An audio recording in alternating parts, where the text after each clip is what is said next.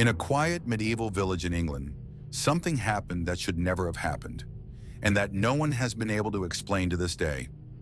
It was an ordinary day of work in the fields when villagers discovered two children alone near an open pit. They were not injured, they were not crying.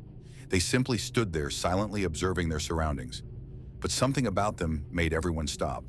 The children's skin was completely green, not a sickly tone, not bruised. A uniform, intense green that was impossible to ignore. They wore strange clothes made of a fabric no one recognized. And when they tried to speak, the words made no sense. It wasn't English. It wasn't Latin. It wasn't any language known in the region. The children refused every type of food offered to them. Bread, fruit, meat, all rejected. They remained frightened, clinging to each other, reacting with fear to any attempt to get closer. Days later, they accepted only one thing: raw green beans. It was enough to keep them alive. As weeks passed, something even stranger happened. The children began to adapt. They learned a few words. They understood gestures, but they were never able to clearly explain where they came from. They repeated the same idea over and over, always confused, always fragmented. They said they came from a place where the sun never shone, a world wrapped in constant twilight.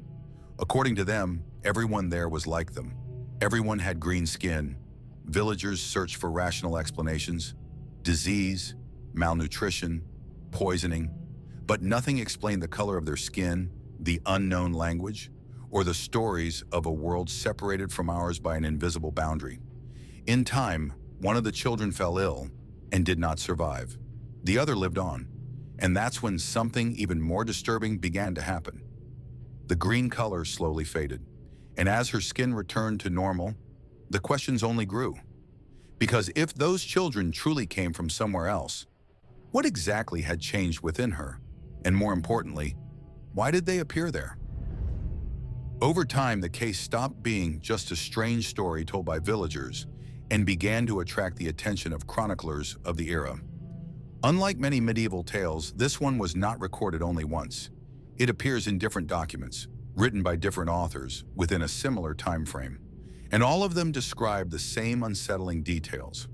The children were taken in and placed under the care of local authorities. Slowly, the surviving child learned the language, and little by little she began to explain where she claimed to be from. Her words were simple, but the meaning was disturbing. She said she lived in a land where the sun never appeared, a place locked in permanent twilight. Not full night, not day, just a dim, constant light. According to her, everyone there had green skin, and it was normal. There was no difference, no strangeness. She explained that at one point she heard a loud sound, like bells ringing. After that, everything became confused. She described passing through something like a tunnel or a passage, following the sound. Then suddenly, the light changed. The air felt different, and they were there, in a world they did not recognize. Villagers tried to interpret the story rationally. Some believed the children came from an isolated region, where diet and harsh conditions caused the green skin. Others thought they were foreign orphans, displaced by conflict or migration, but these explanations began to collapse under scrutiny. The language the children spoke resembled no known dialect. Their clothing did not match any nearby culture, and the description of a sunless world did not correspond to any mapped land of the time, not even distant regions known to traders. There was also their behavior. The children showed no curiosity about the village. They did not explore. They did not wander. They acted like beings torn from a familiar place and dropped into something deeply wrong. As the girl adapted to local food, her skin gradually lost its green tone. Her health improved, but something else faded as well. Over time, her memories of that place grew unclear. Details blurred, descriptions lost shape, as if contact with our world was erasing something. And that raises a disturbing question. If those children truly came from somewhere else, how long can someone remain here before forgetting where they came from? Perhaps the most unsettling part of this story is not the children's origin, but the fact that, in time, even they began to forget.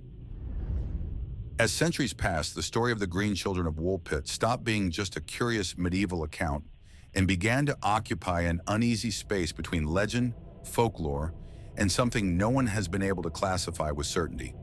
Not because explanations are lacking, but because all of them feel incomplete. Some modern scholars argue that the children may have suffered from a rare condition caused by extreme malnutrition, temporarily altering skin color.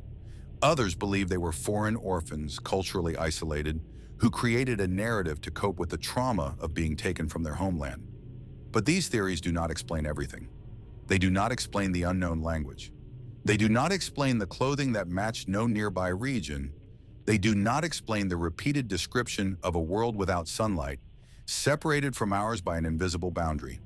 There are also symbolic interpretations. Some see the story as a metaphor for displaced children, famine, or forced migration, a reflection of how outsiders have always been viewed as strange or inhuman throughout history. Yet even this interpretation struggles to explain why contemporary records treated the case with seriousness, not as myth or exaggeration. The most unsettling part is what happened to the child who survived. As her skin lost its green color, her story lost its clarity. Memories of that place faded, details vanished, and over time she lived as any other person in the village, as if the world she came from had never existed, as if adaptation had a cost. Perhaps the story of the Green Children is not about a hidden land or an underground world. Perhaps it is about boundaries that should not be crossed, or about what happens when someone enters a place where they do not belong. Because in the end, we don't know where those children came from. We don't know how they arrived, and we don't know why only one was able to stay. But we do know this: something brought those children into our world, and our world slowly erased them. Maybe that's why the story is still told.